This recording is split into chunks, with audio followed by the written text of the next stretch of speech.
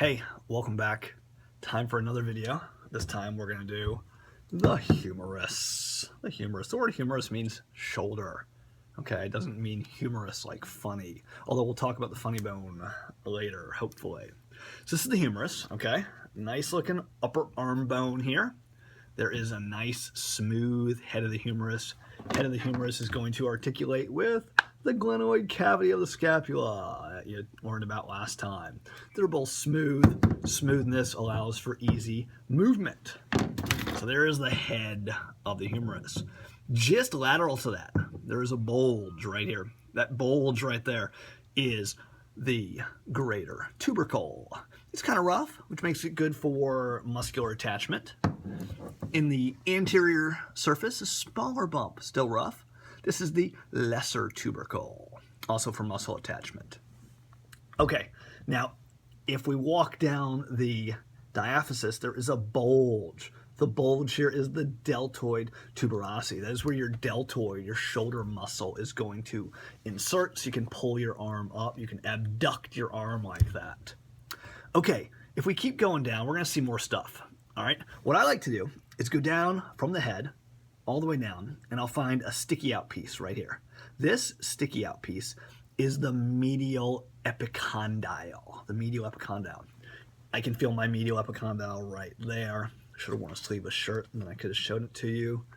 But the medial epicondyle is right there. It is a site of muscle attachment. It is for your forearm flexor muscles, the muscles you use when you go like that, when you make a motion like that, using your forearm flexors, which are pulling on your medial epicondyle.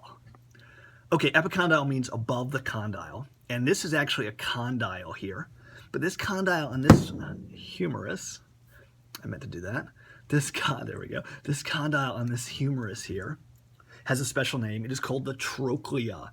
The word trochlea means pulley, and it looks like a pulley or a spool here. Here's the trochlea. It's got two wheels to it. And the trochlea actually fits perfectly with the ulna. This is what forms your elbow joint, what allows angular motion at your elbow joint. This is actually the trochlear notch of the ulna here, articulating with the trochlea of the humerus. Now, if we keep on going, there is a little round spherical, smooth structure that is called the capitulum, which means the little head. Somebody thought it looked like a little bald head. And that little bald head is perfect to articulate with the head of the radius.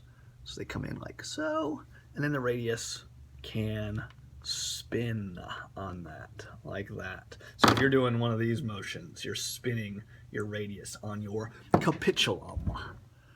Okay, what else? There's more. If I go near my capitulum, I am going to find a lateral epicondyle.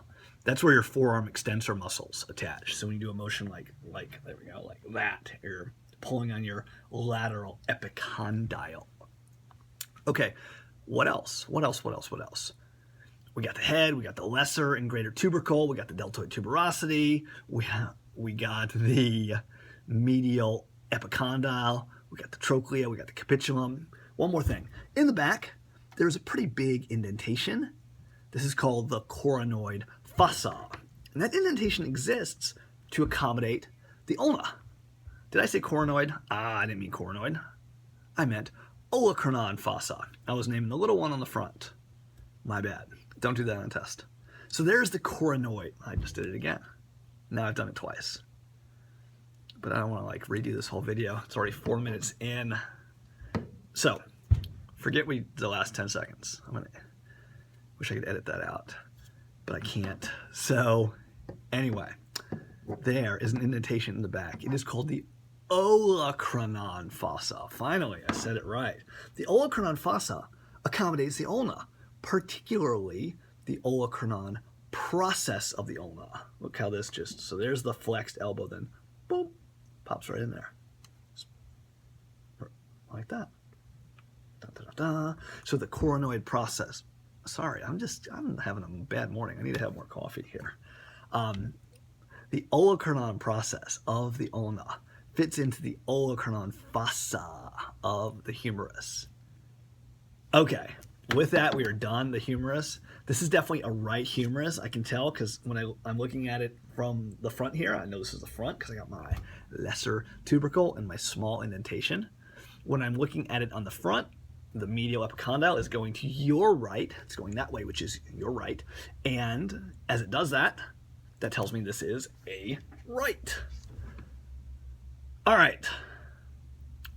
Let's just finish up with the ulna and the radius while we're here, right? We had the trochlear notch, which is going to articulate with the trochlea. There it is. We had the olecranon process, which articulates with the olecranon fossa. This is the coronoid process. Remember, you had one in your mandible too. The coronoid process ends up going into the coronoid fossa, if you can see that. There it is. That's pretty much it until we go down the shaft and we get a bulgy, sticky out thing right there. That is your styloid process of your ulna. Okay, more muscles are going to attach there. Radius, we went the head of the radius. The head of the radius articulated with the capitulum to allow that spinning motion, that supinate to pronate motion, or vice versa. Other cool things on the radius. The radius has a styloid process as well. Plus, the radius has this big bump here called the radial tuberosity. This is where your biceps brachii muscle attaches. So when you do a curling type motion, you are pulling on that radial tuberosity. All right, that's it. These 3 bones are done. See you later.